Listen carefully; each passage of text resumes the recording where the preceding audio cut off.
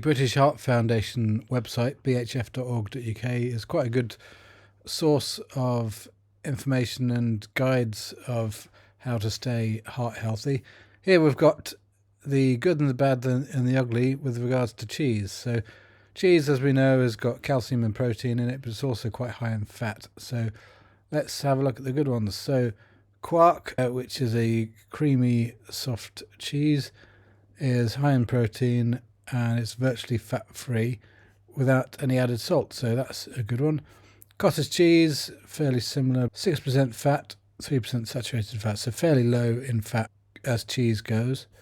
Ricotta, another fairly creamy cheese, 10% fat, and you can use it instead of mozzarella and add it to pasta.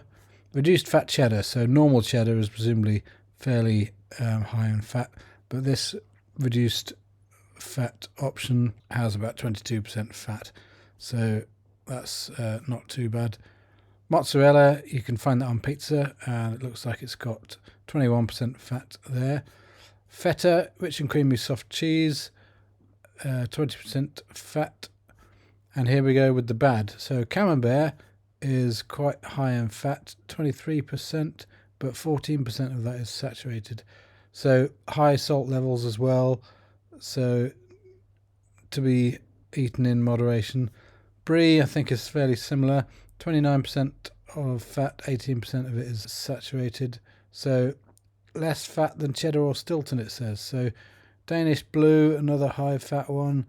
Parmesan doesn't really feel like an unhealthy cheese, but it still seems to have 30% fat and it's high in salt. Stilton, I do love the flavour of Stilton, but again, 35% fat, 23% saturated. Nearly 2 grams of salt per 100 grams, so quite high in sodium levels. Mascarpone, 44% fat.